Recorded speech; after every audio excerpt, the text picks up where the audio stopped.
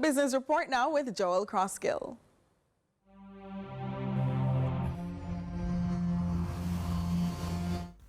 Lots to share with you in the Business Report today. Coming out of the Planning Institute of Jamaica's review of economic performance January to March 2025. Chairman and Director General of the Planning Institute of Jamaica, Dr. Wayne Henry, concludes that the preliminary data presented on economic performance for the quarter indicates that the economy continued to recover from the effects of hydrological shocks during the latter half of 2024. Today, we are reporting that real value added for the Jamaican economy grew by an estimated 0.8% in the January to March 2025 quarter, compared with the corresponding quarter of 2024. The goods producing industry grew by an estimated 1%, compared with the corresponding quarter of 2024. Real value added for the manufacturing industry was estimated to have grown by 1.4%. The petroleum component is estimated to have grown, led by gasoline up 10%, fuel oil up 11.6%, and automotive diesel oil up 27.1%. Real value added for construction grew by 1.5%, reflecting growth in the building construction and other construction components. The performance of the building construction component was pushed by a 2,355.6% growth in housing starts by the NHT. Cement supply to the industry increased by 3%, reflecting a 164% increase in imports.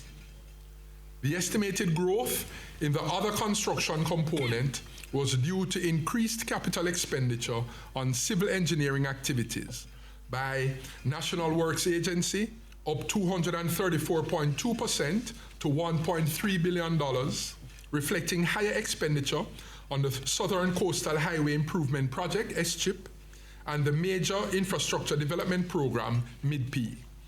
Port Authority of Jamaica, up 632.1% to $3.9 billion due to construction works on the Caymanas Special Economic Zone and the Ocho Rios and Falmouth cruise terminals. Meanwhile, real value added for transport, storage and communication grew by 1.8%. The growth reflected the net effect of growth in the maritime transport subcomponent, reflecting higher cargo volume, up 3.8%, due to increases in cargo handled at both the Port of Kingston, which was up 1.9%, and outports, which was up 11.9%. This reflected growth in both domestic cargo, up 9.7%, and transshipment cargo, up 0.1%. Also, contraction was evidenced in the air transport component, largely reflecting decreased passenger movements, down 4.2%, due to arrivals, down 4.5%, and departures, down 3.5%. However, due to an estimated increase in the average length of stay to 7.8 nights per foreign national visitor relative to 7.4 nights in the corresponding quarter of 2024, there was an increase of 3% in total visitor expenditure for January 2025 to US $456.2 million, despite a fall in visitor arrivals for that month. Preliminary data on airport arrivals for April 2025 indicate an increase of 5.3% relative to April 2024, largely due to the hosting of activities associated with the Easter holidays, spring break, and carnival celebrations in April 2025. Dr. Henry also spoke of the short-term economic outlook. The projection for fiscal year 2025-26 is for growth within the range of 1% to 2%.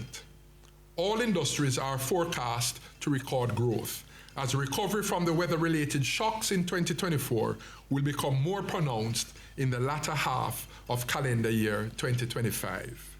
And that was your Business Report. I'm Joel Crosskill.